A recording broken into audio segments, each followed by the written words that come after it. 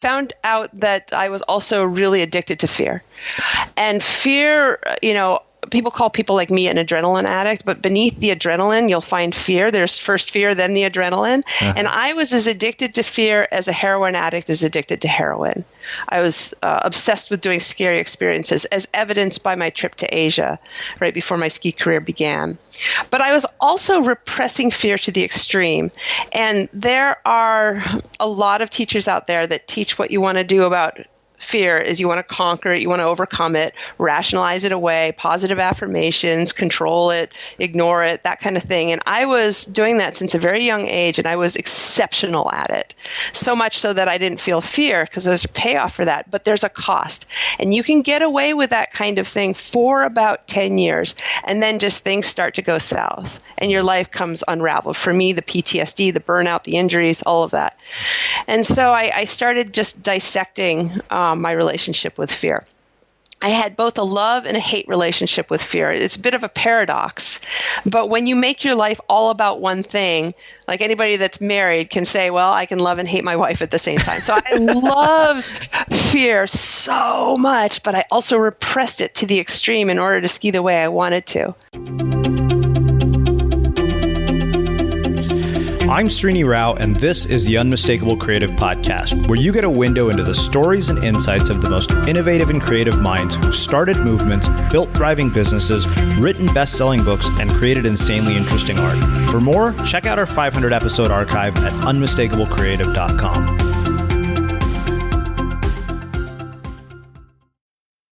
Kristen, welcome to the Unmistakable Creative. Thanks so much for taking the time to join us. So glad to be here. Yeah, it is really cool to have you here. You were actually put on my radar by way of one of our listeners who recommended your book. And given that I am an avid snowboarder now, and the fact that you were, the world's best female extreme skier, I was like, oh, hell yeah, I definitely want to talk to her about fear and all sorts of things. But before we get into that, I'm going to start by asking you, what social group were you a part of in high school, and what impact did that end up having on your life and the work that you've ended up doing? Oh my gosh, that is an interesting question. Well, I was from a really small town in New Hampshire, 2,000 people. My graduating class had, I believe, 19 kids. Wow. And I also graduated a year early. Anyway, there was a local college of about 1,000 students, and I actually hung out with the college students. I started college when I was 14. I took college classes.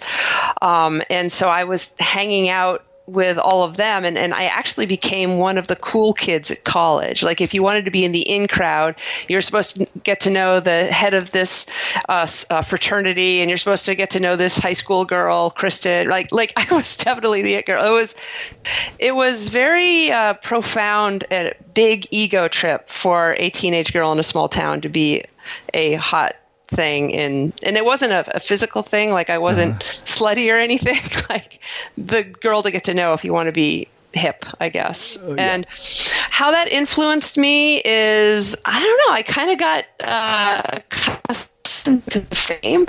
That sounds just kind of stupid just to say it now, but I liked it. And then a lot of my life, certainly as an athlete, was pursuing an ongoing desire for fame. Uh-huh.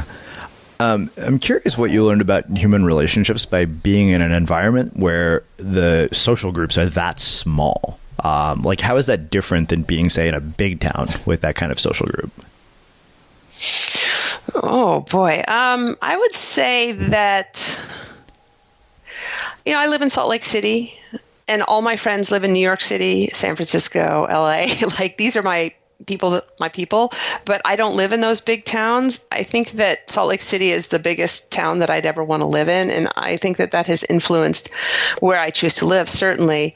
And I also really crave real, honest, down-to-earth friendships. Like I grow so bored with small talk.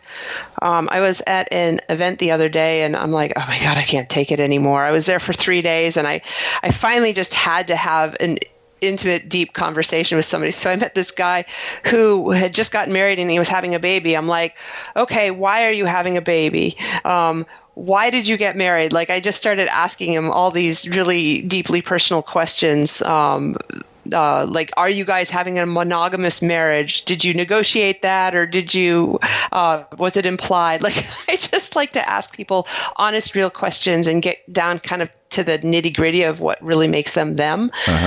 So I think that had an impact on me as from being from a small town as well, and how I interact with people at parties. I can relate as an interviewer. I'm curious. Did you grow up like just born? Like, were you one of those kids that like I see on the mountain flying by me when they're 3 years old?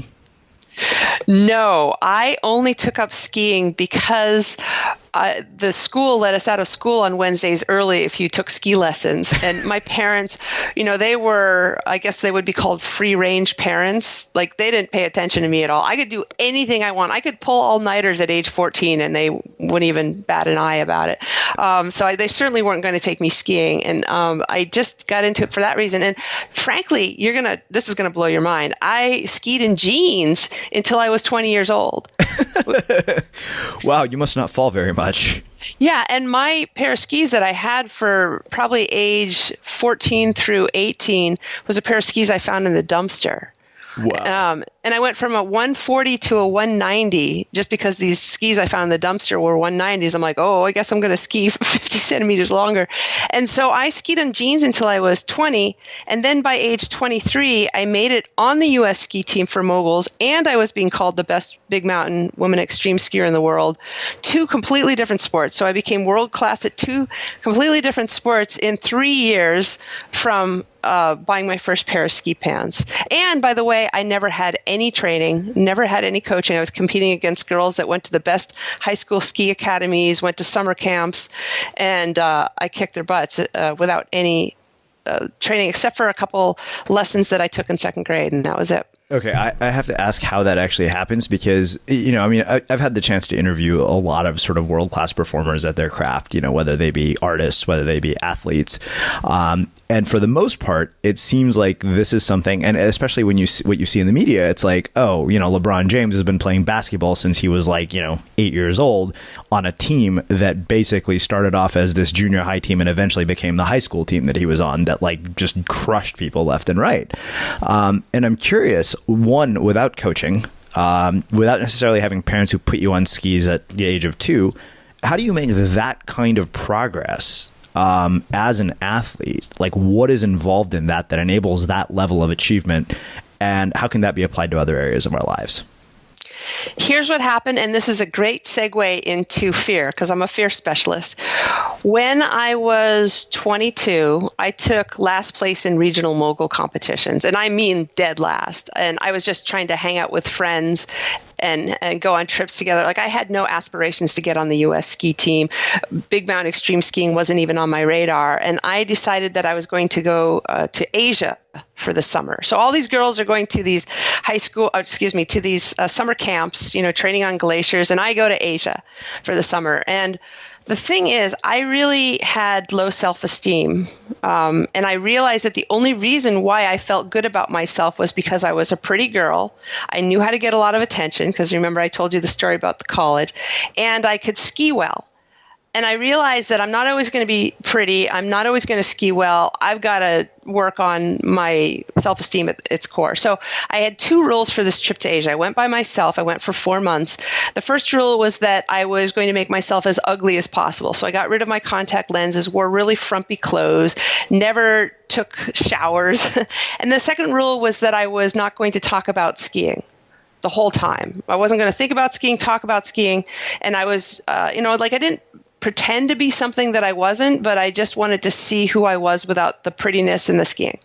And so 4 months, and while I was there, I slept in the bushes. I volunteered for Mother Teresa's House for the Destitute and Dying. I went to Bangladesh just to witness human suffering. I almost lost my leg to gangrene. I basically took a lot of risks. I got robbed at gunpoint in the Philippines and had to leave the country at gunpoint. And I loved having all these crazy experiences, just totally life-changing, terrifying experiences. But I just really went on kind of a fear tour of Asia. And I came back 4 months later. I hadn't even thought about skiing the whole summer. And the first contest happened and I won. And then I won everything that year. And next thing you know, I got invited to try out for the U.S. ski team. And then how you get on the U.S. ski team, you go to this thing called nationals, and you have to ski better than a girl that's already currently on the U.S. ski team, which I did. So within 3 months of 4 months, I guess, from getting back from Asia, all of a sudden I'm on the U.S. ski team for moguls. I'm like, whoa, like this wasn't even a goal of mine, right?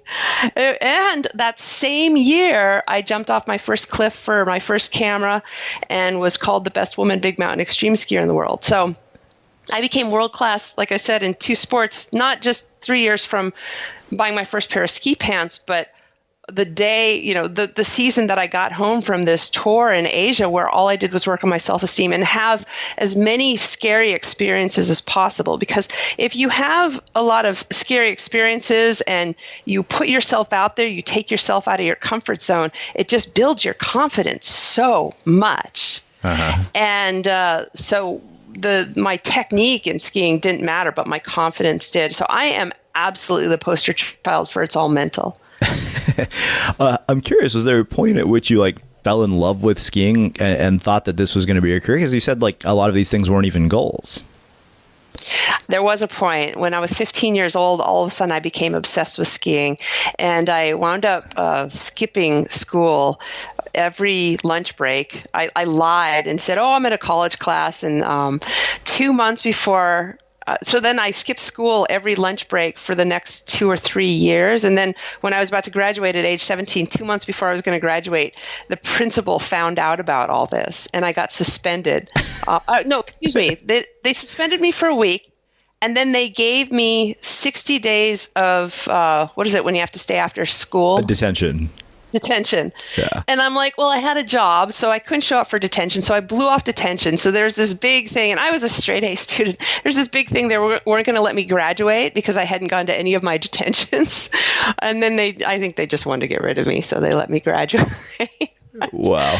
Yeah. So at 15 to 17, I just became obsessed with skiing. There was a little ski area in my hometown. I went every lunch break. I could not get enough.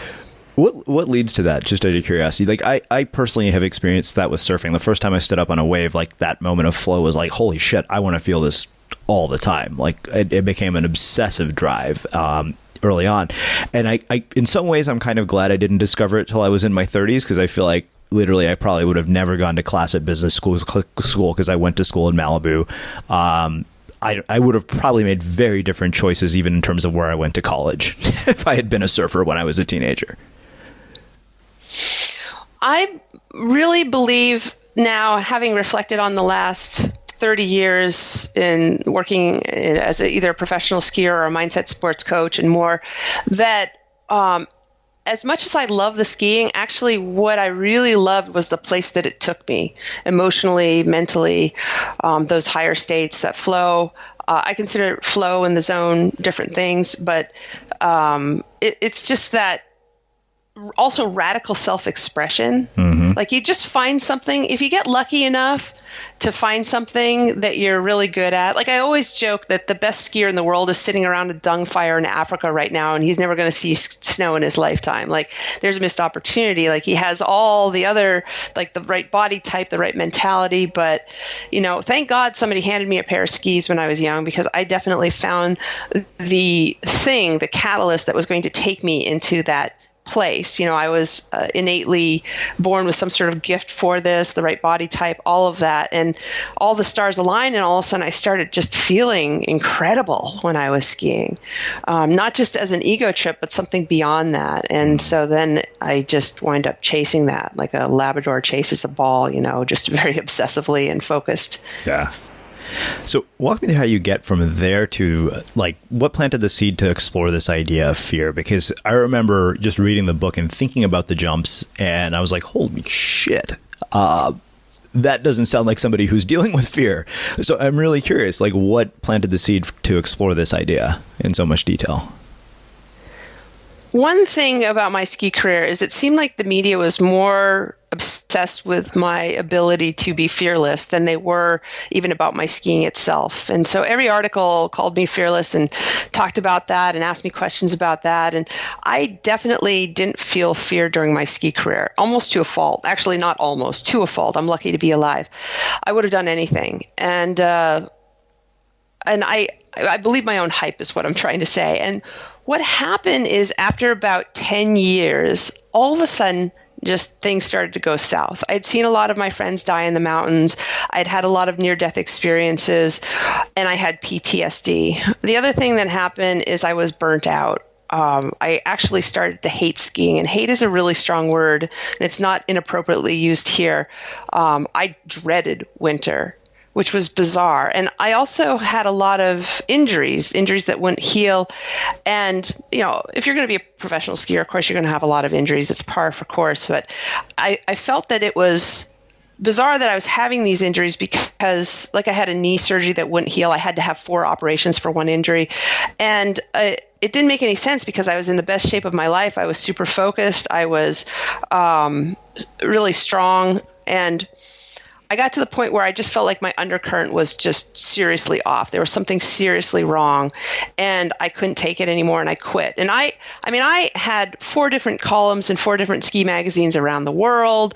I had my own television show. I was fully sponsored. I didn't even have to ski anymore. All I had to do was show up at the parties and drink a can of Red Bull, and I'd get paid, right? At this point. So I'm like, I can't take it anymore. I've got to get out of this. I ripped the Band-Aid off. My friends and family, my boyfriend were all just freaking out. And it happened because I went to Burning Man. And I came home and I'm like, I can't take it anymore. I'm tired of living an inauthentic life. And that really was what the feeling was. I felt inauthentic. Something was wrong.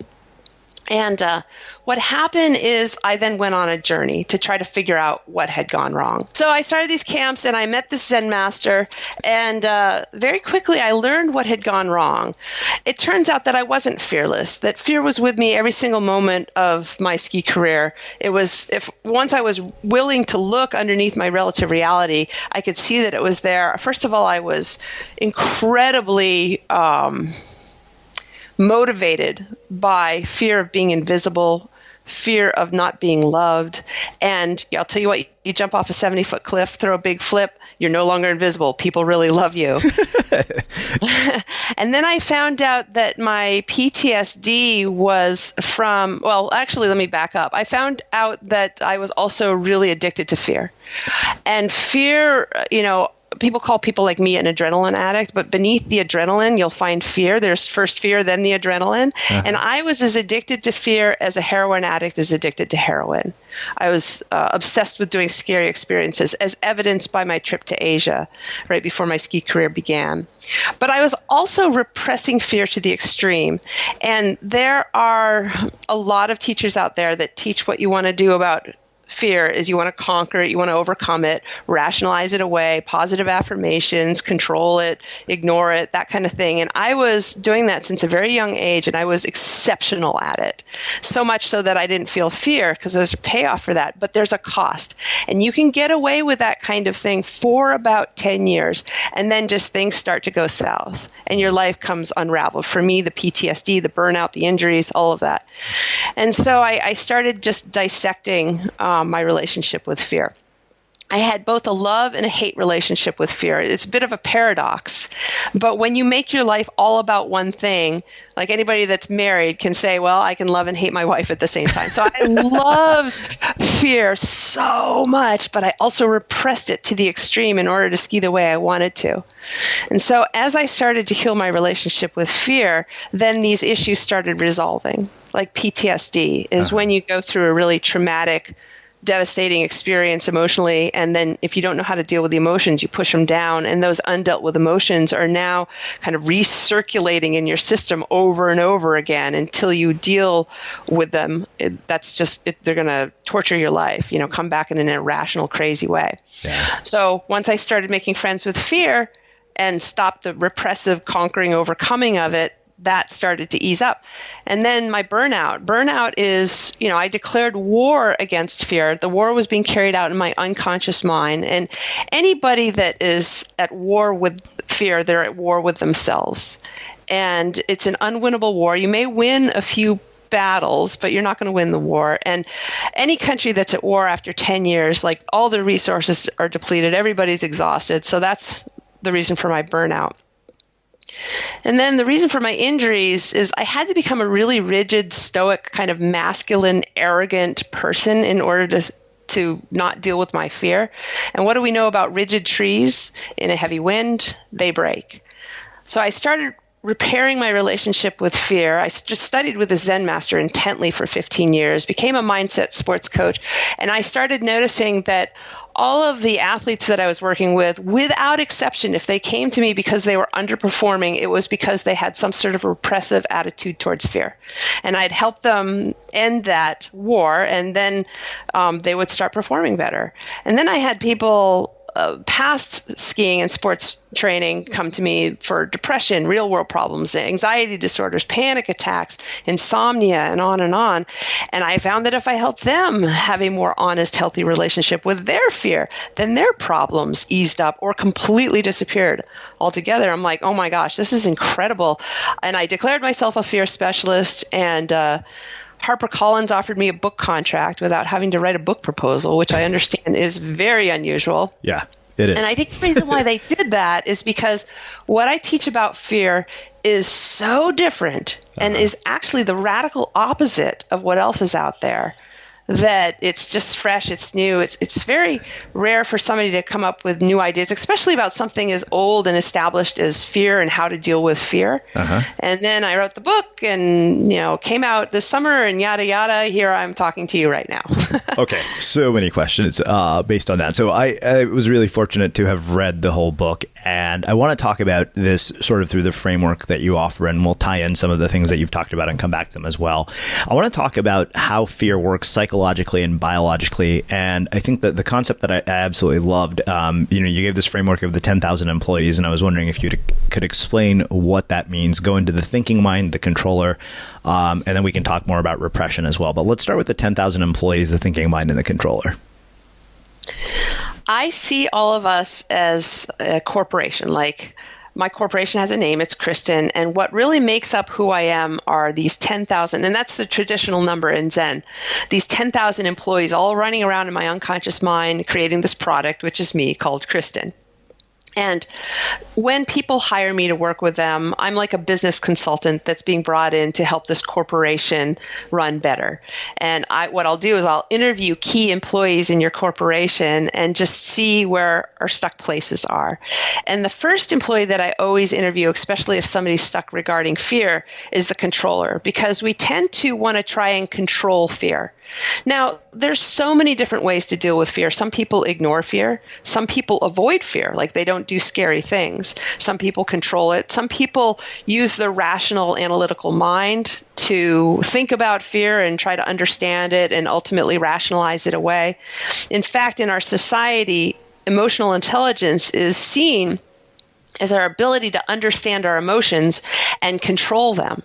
And so I talk a lot about in the book how we've kind of put the controller, which is one employee, and we put the thinking mind, or the one who's trying to understand, which is slightly different, in charge of dealing with our emotions. And when I talk to the controller and I ask it questions, the controller is exhausted and it's trying to control, everything external, other people, the sun, the moon, the stars. It's trying to control everything internal. And there's this whole new age movement suggesting that, you just control your thoughts, control your emotions, control your self-esteem, control your body. It's like control everything, and then you'll be the person you want to be. And it's a lot of pressure to be put on one employee, and that employee will burn out, become exhausted. And so when I talk to the controller, kind of the end result is we want to be able to control the things that we can control, and then not waste our time trying to control the things that we can't control, and have the wisdom to know the difference. You know the poem. Yeah. And for example, trying to control thoughts. Like say negative thoughts or even fearful thoughts. We have 50 thoughts, supposedly studied by science, per minute. So 50 times 60 times 24 times. I mean, you do the math. That's a lot of thoughts in a given week, much less a year. And how much do we actually successfully succeed at controlling an individual thought? Maybe one a week if we're lucky. Like, it just seems like it's a lot of work, right? And then you control emotions, or you try to understand or cognitively understand our emotions. We go to a therapist, we talk and think endlessly about our fear, about our anger, about our sadness. It's actually preventing us from feeling our emotions. So right now, at this point, we're dealing with our emotions intellectually. When we really should be dealing with our emotions emotionally. Yeah. And so basically what I do with this dialogue, this Shift the Game of 10,000 Wisdoms, which is the teaching tool that I use to help people get unstuck very quickly from unconscious patterns that don't work for them anymore, is I start with the controller and the thinking mind and kind of get them off the job of dealing with fear, because it's not going to help. It's not going to work. You're just going to be spinning your wheels. So I don't know about you, but vacuuming is not one of those things that I ever look forward to doing. But as you know, your environment has a huge impact on your creativity. So I still like it to be clean wherever I'm living and working. But now it doesn't have to be something that you deal with. If you're like me and you grew up in the 80s, you probably fantasized about the day when cleaning your house would be like it was for the Jetsons, meaning you don't have to lift a finger. Well, the good news is that we're already kind of living in that future.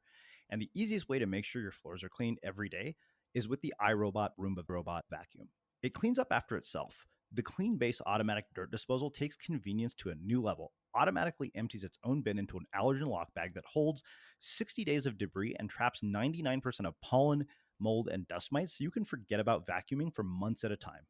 Let the Roomba clean for you instead. It learns your home, finds dirt, and empties itself on its own. It's got powerful cleaning performance made effortless.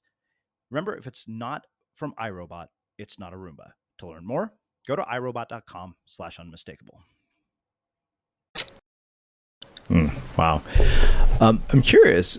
So after something like, life-threatening injury or a near-death experience, how do you come back from that and manage fear in that situation? Like, and the reason I'm asking this is, so funny story. I started snowboarding 2 years ago, and I think sometime a couple of years ago I went before that, but I remember being at Arapahoe Basin or some ski resort, looking at the top of the mountain, seeing the top of the Black Diamond, and telling my friend, I'm like, there's no fucking way I'm ever going up there. Those people look like ants from up here, from down here. So that is never going to happen.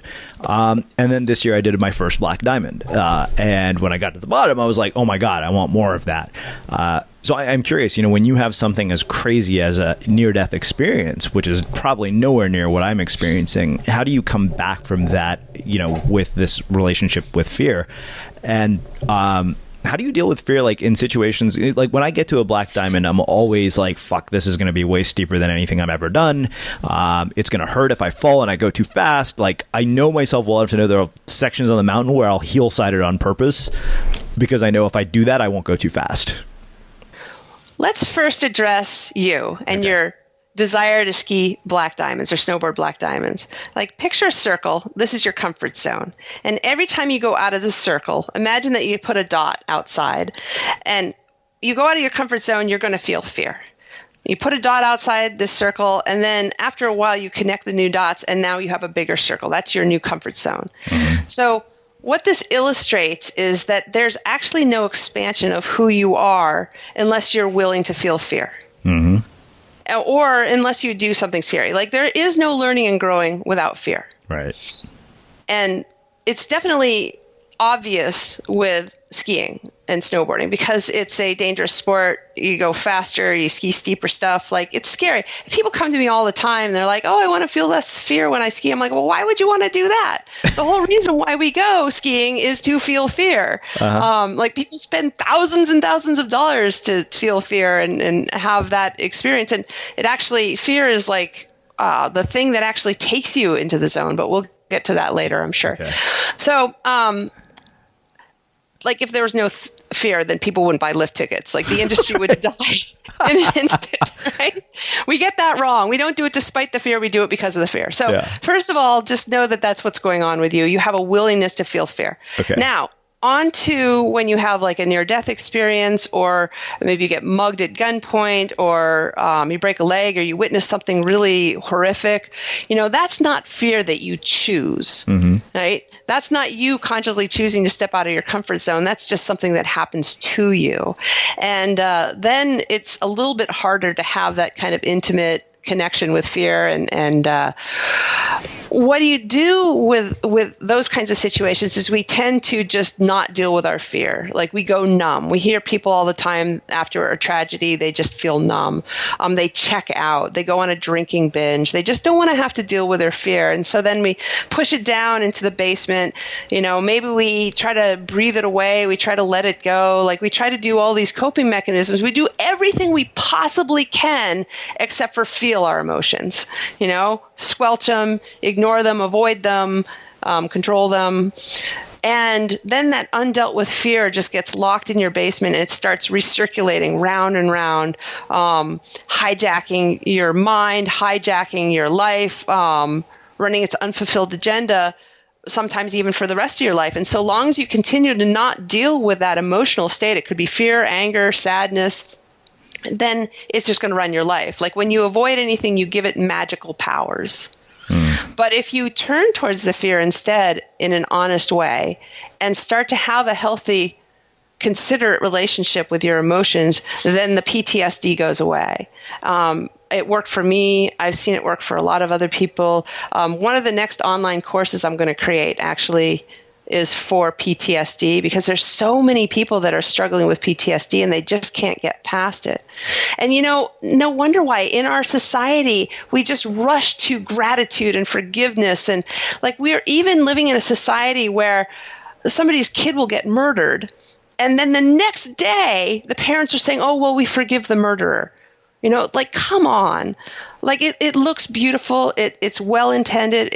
But you got to go through the unpleasant experience of your fear, your anger, your sadness, your frustration, your deep, deep hurt and pain before you can get to that. Like we're skipping a step.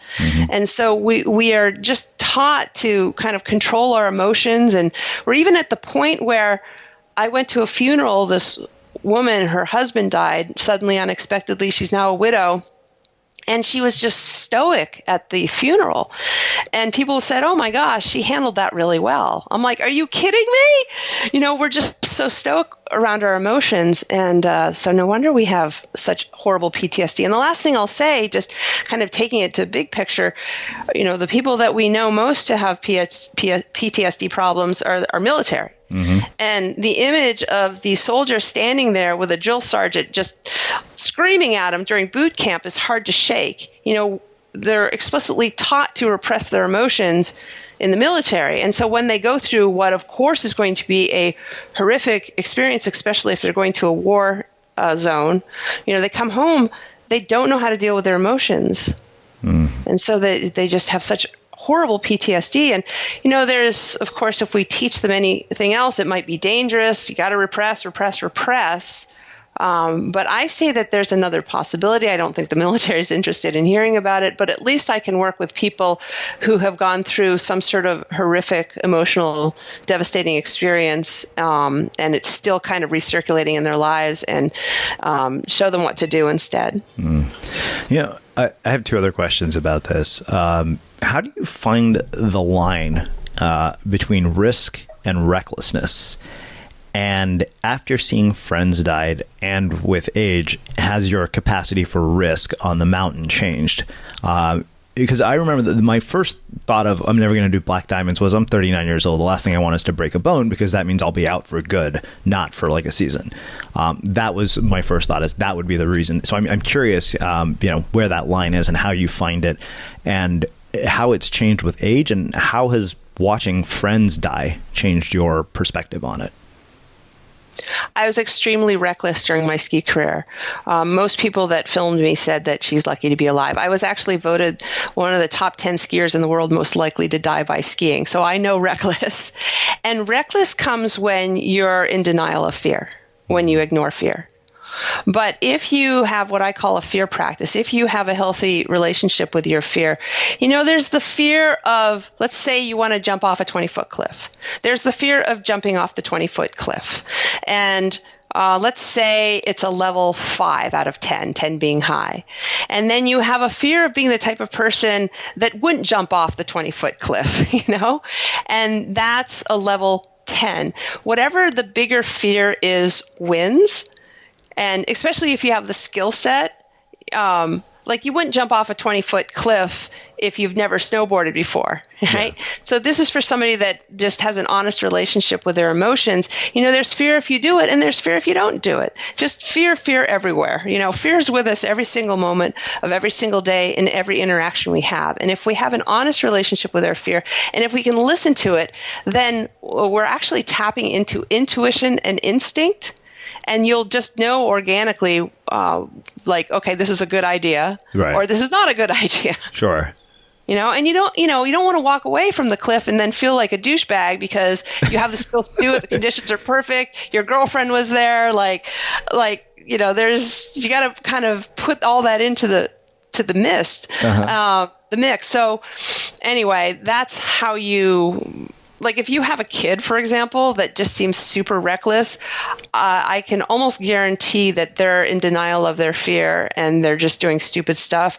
And I definitely recommend that they start a fear practice immediately and just kind of tap into a more intuitive version of that versus just a repressive version, especially if you want to survive your 20s. Yeah. So I want to come back to the fear practice. We'll talk about that. So there's one other question I have about this. And so I started skiing black diamonds pretty much the entire week that I was skiing on a last trip. And one of the things that struck me was, first time I made it down, black without, any problems, I was like shitting and grin on my face. And of course that increased my confidence. And with my confidence increased, I basically downloaded an app. I was like, all right, now I really want to push it. And of course, going 30, 31 miles an hour, which is probably slow for somebody like you. I remember eating it really hard and thinking, all right, I think I got to slow it down. And I'm curious, how do you deal with fear in situations where something like that happens and bounce back from it? And this can be a great example too in business. Like you launched the business and it was a colossal failure, or you asked the girl to marry you and she said no, right? Like how do you recover from some devastating emotional experience? And we've kind of touched upon this a little bit. And I can tell you how I dealt with it before versus how I deal with it now are very different. How most people deal with those kinds of things is they become gun shy, like they become afraid to take a risk. They become fear avoiders, or that's probably the most common. What I do now is, and of course I'm getting older, and I definitely am not in the same kind of mood for fear like I once was. I'm not addicted to it anymore. What I would do now is I would heed the message of my fear, and I would kind of back off a bit and just kind of really tone it down.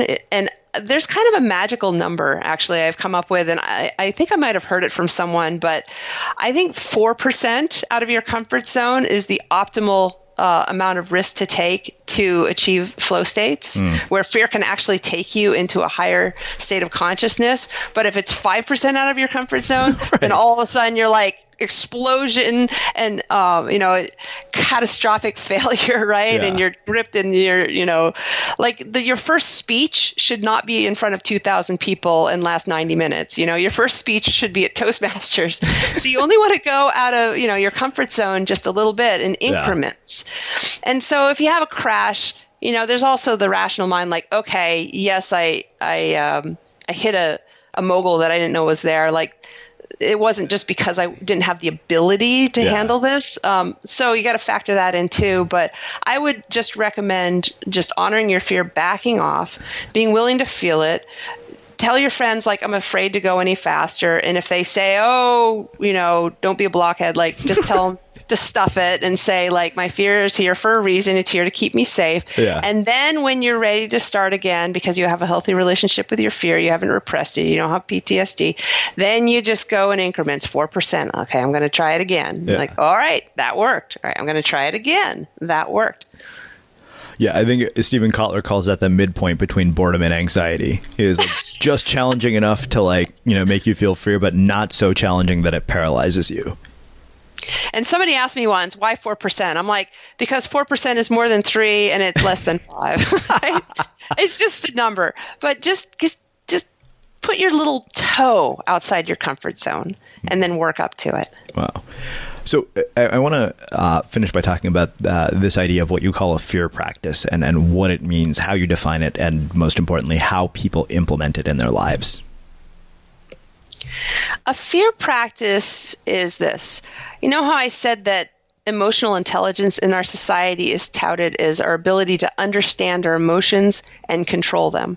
You know, there's a lot of variations of that. People say, well, you don't want to repress them and you have to accept them and they're normal and natural and all that. But people, they just kind of can't help in the end. Okay, now breathe them out, get rid of them, control, conquer them, you know, and we're back to the same old shit, right? Mm-hmm. So, what a fear practice is, and this is how I see emotional intelligence, is our ability to feel our emotions in an honest way and have them help us come alive and be more creative versions of ourselves. So that's, to me, what emotional intelligence is. And what a fear practice is, like right now in America, we have a gratitude practice, forgiveness practice, love, joy. Like people always say, oh, choose love over fear. It's like, ugh, it just makes me cringe because we just want to rush to the positive. And so having a fear practice is where you're willing to look at your dark shadow, where you're willing to feel your unpleasant feelings. Fear is a sensation of discomfort in your body. If it's in your mind, that's because you're repressing it. It's hijacking your mind to run its unfulfilled agenda, you know, in a loop. So fear is a sensation of discomfort in your body. So for me, a fear practice is not thinking about your emotions, not dealing with them intellectually, but actually feeling them. So we can do it right now. Just close your eyes right now. All right. And just acknowledge that it's normal and natural to feel fear.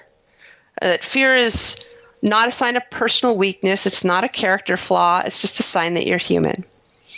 And then the next step could be just locate the sensation of discomfort in your body. It could feel like fear, but it could feel like a million other things. You know, beneath anger is fear. Oftentimes we'd rather not feel fear. You know, it doesn't feel powerful enough. So we feel anger instead. 95% of actually what we know as modern anger is undealt with fear in the basement. Sadness, the lines get really blurred when you repress an emotion. They all, like depression, for example, when the emotions get repressed, actually depression is Latin for press down. So when you press down your emotions, they become depressed, and so too do you. So if you feel some sort of innate sadness or even depression, like that's fear. If you feel jealousy, unworthiness, powerlessness, beneath these are all fear. So it could show up, that discomfort could show up in a million different ways, and fear has something to do with it. So locate what it is that you feel, and then locate where it is that you feel it. Like right now, I feel anxiety that my computer's going to crap out because I'm running out of juice. And I feel it in my gut and I feel it in my chest. What do you feel? I'm a little anxious about that, but that very thing as well. But same thing. Usually when I'm thinking about fear, it's in my gut. All right. And notice you just said the magic words. You said you're thinking about fear. Right. Because where we're headed is we're going to get you to start feeling your fear. Okay. And if people meditate, this could be a great new meditation. And then on a scale of 1 to 10, just notice how strong is it. For me, it's a level 4. How about you? About 4 or 5 right now. All right. Third step. Now notice your relationship with that emotion. See, fear is not a problem in our lives. It's the way that we're dealing with fear that is the problem. Like fear is supposed to inspire fight or flight. But at this point, you know, like let's say we're skiing something super steep and all of a sudden somebody freezes. You know, what is that? Well, what happens is the fear shows up, and the fear is the new issue. Like the steepness of the slope is long forgotten. We're now fighting or fleeing the fear itself. We don't want to deal with the fear, or we're freezing in the face of it. So how you deal with fear is very important. Because if you have a problem with fear in your life, fear is not the problem. It's your relationship with fear that's causing the problem. So notice now, do you wish it weren't so? Do you ignore this feeling? Do you avoid this feeling? Like, what is your relationship with that feeling? And I'll introduce a sentence right now. And this is kind of a big takeaway, so everybody should get out a pen. You ready? Mm-hmm. Suffering equals discomfort times resistance. So the discomfort is innate. You're going to feel uncomfortable in your lifetime, probably every single moment of every single day. So that number, I have a 4. But then the resistance is equally a problem in terms of leading to your suffering. And in fact, many people that feel anxiety, like anxiety disorders even, it's actually the resistance that they're feeling. So the resistance actually is taught in our society. We're in such resistance to anything unpleasant. There's signs everywhere, warning, the sign has sharp edges, do not touch the sign. That's the big joke. But we're so coddled, it's like we are a society of people that avoid anything unpleasant. And that avoidance, that repression, that resistance to the uncomfortable feeling that is fear is actually the problem, not the fear itself. So notice your resistance, and that's part of our fear practice. Wow. Yeah. It's kind of cool. And then give it a number. For me, my resistance, because I do this for a living, is a 1. Right. What's your resistance to that feeling on a scale of 1 to 10? Probably a 4 or 5. All right. So it's higher for you than the actual discomfort. Uh-huh. So then the resistance is the problem in your life, not the discomfort. So then this is a long way of getting to where we're going, which is we're going to feel our emotions. And for you, I actually recommend you feeling, was your resistance higher than your discomfort? Did I get that right? I think so, yeah. Yeah. All right. So then you want to feel your resistance. And I'm going to feel my discomfort. And let me just give you a practical application of this. I had to give a speech one time, and it was in front of thousands of people, and it was, fear was there with me to help me prepare, make me not procrastinate, fear of failure, right? Got me off the couch. I credit fear of failure actually for me being prepared. But I got there. I'm about to give a 90-minute speech to thousands of people and about fear and anxiety, and I am pickled in it. Now think about that for a second. So what I did, 15 minutes beforehand, I went behind the building, found a quiet place, and I acknowledged that it's normal and natural for me to feel fear. It's part of life. Second step, what did I feel? Anxiety in my chest. It was a level 10. What was my relationship with it? Well, I was resisting it. It was also a level 10. I didn't want to feel it. So then the fourth step is you now feel your emotion. And so I started with the resistance, and I just closed my eyes and gave it my undivided attention. And I just repeated over and over again, I don't want to feel this. I don't want to feel this. I don't want to be here. I don't want to do this. I just want to be home with my husband watching a movie. I don't want to do it. I don't want to be here. For about a minute. And it's like that whining child again. You turn towards it and you give it your undivided attention, it calms right down. And so after about, a minute of this, it went down to a level 1. And what's 10 times 1? My 10. Suffering. Yeah. Went from 100 to a 10, dramatically reduced my suffering in that moment. And then I turned towards the discomfort. And so let's do that right now. Okay. Just feel your discomfort. And we'll do it for about a minute. Usually I like to do this in silence, but just feel your discomfort. If you're driving, don't close your eyes, but it's better to do it with your eyes closed. And the key being, you do it without trying to get rid of it. The reason why you do it without trying to get rid of it, like I said, I love to personify fear, like that whining child. If you turn towards the whining child and say, okay, sweetheart, what is it that you're trying to say to me? I'm going to give you my undivided attention, and then will you shut the hell up? Fear's too smart for that. So just feel it. Give it love, attention, compassion, consideration. It's what anybody wants. It's all fear wants.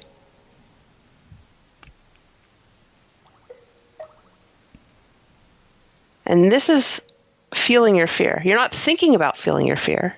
And you're not looking at it like, oh, I can't stand it. I wish it weren't so, which is actually the problem, not the fear itself. You can have a relationship with it where you feel it. You can also have an intimate relationship with it. Play around with those two different alternatives. And just let me check in with you now. How do you feel? It's dissipated quite a bit. Like at first when we started, I was kind of like shaking a little bit. I could feel my heart racing, but it slowed down. Mm-hmm. I'm reminded of a great Bruce Lee quote: "The less effort, the faster and more powerful I will be." It takes a lot of effort to ignore your fear and block it out. And it'll ultimately render you weak. The avoidance of fear is the cause of depression, PTSD, panic attacks, anxiety disorders, underperforming, and on and on and on. Like if you have a problem in your life, the repression of fear either has everything to do with it or something to do with it. Illness, like you repress fear, you've now created the ideal host environment for illness to thrive. It's such a bad idea to repress fear. Wow. So to avoid is weakness, to own is powerful. So this is the next part. But going back to the Bruce Lee quote, the less effort, the faster and more powerful I will be. It takes effort to repress fear, and it renders you weak. It also takes effort to own and honor your fear or have a fear practice. But it takes a lot less effort, and ultimately it will render you powerful, because not only will these problems that I mentioned resolve, but all of a sudden you'll now be able to tap into the wisdom that fear has to offer you. I call it the fear hack. I kind of alluded to it, that fear takes you into the zone and little else does. I mean, we've really gotten off course with regard to fear. I'm just here to kind of correct us. Like, it's not something to be conquered or overcome. It's something to be felt. It's not something to be understood. It's something to become intimate with. And we're starting to see that more and more people are starting to have this intimate relationship with fear that I'm guiding you on. And that this whole repression of fear is going to be a thing of the past eventually, and you're either on this train or you're not. Wow. So I want to finish with a couple of questions that came from my friend who I spent a lot of time skiing with, and he had a list that was like a mile long. I was like, okay, I can't ask all of those, but one of the things that came was, where else in your life do you experience the same kind of flow that you do from skiing?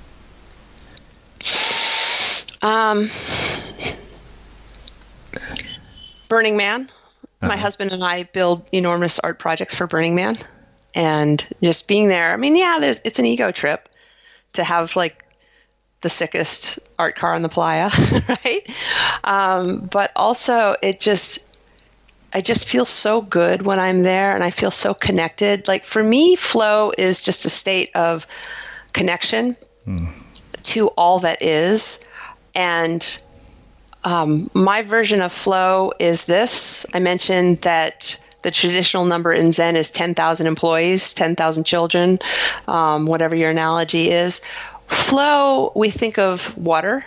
So I imagine myself like a hose, and I have 10,000 droplets of water coming into, through, and out of my life on a regular basis. And here comes frustration, here comes sadness, here comes joy, here comes fear, here comes anger, here comes happiness, here comes love. It's like they're all coming into, through, and out of my life very quickly. And so when I'm at Burning Man, I just feel so alive and so free to not have to hide my emotions, to not have to hide any part of me, to not have to pretend that I am something that I'm not, to wear the polite mask. I mean, how many of us have ever gone out in polite society and you're having a miserable day and somebody says, "How are you doing?" "Oh, I'm great." You don't have to do that at Burning Man. You could just be authentically yourself. I go heli skiing in Alaska every year. This year I'm going for 4 weeks with clients, and I'm going to ski 55-degree slopes, and I go up there just to see if I still got it. I assure you I don't. But I go up there just because I want to scare myself. So anytime you do something that scares yourself, like be vulnerable in public, be authentically yourself in public, ski a 55-degree slope. For me, that's the quickest access to flow. There's a reason why extreme sports are notorious for taking you into that state. It's, right. It's because of the fear. Yeah. Because there's some part of us is embracing the fear. So anytime I do something scary, like bring big flamethrowers to Burning Man, that's all it takes. Yeah. Dance freely in public. There's that. Wow. Tell the truth. So two more questions. What do you do in the gym or outside of the mountain for the sake of improving your skiing? Well, I go to Alaska every year without having skied. Right?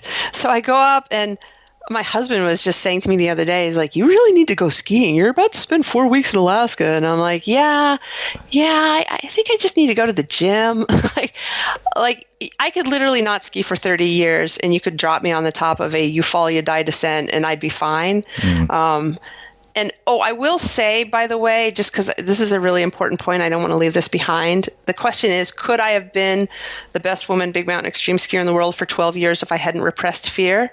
And the answer is, well, first of all, if I hadn't repressed fear, if I had more of a fully intimate relationship with it, I wouldn't have had as many injuries, and I would have been a better skier for that reason alone, but I would have been 10 times the athlete. Wow. Like, we haven't even scratched the surface yet of what's possible athletically.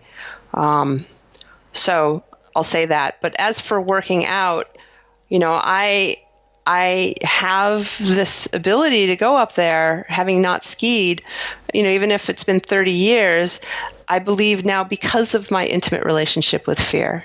Because I'll know exactly what to do if I get up there. It's like I just merge with fear. And it's like, it kind of reminds me of the story of the young man and the old man that go to climb a mountain. And the young man just charges ferociously to the top, and he makes about halfway through the day. He's just exhausted, and here comes the old man, and he's just slow and steady. And the young man is like aghast, like, how is it possible you're going to beat me to the top of the mountain? And the old man said, well, you come here to conquer the mountain. And the mountain, of course, is an analogy for your life, for fear. But it is stronger than you. It's going to conquer you. I come here to merge with the mountain. And like lovers in a dance, it lifts me up.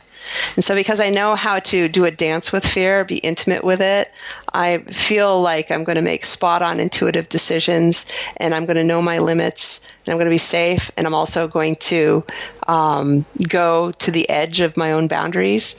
And so... But to answer your friend's question, I still do also go and lift weights just in case. Okay. Wow. I want to finish with my final question, which is how we finish all of our interviews with that Unmistakable Creative. What do you think it is that makes somebody or something unmistakable? It's like I look at the universe as just this huge puzzle.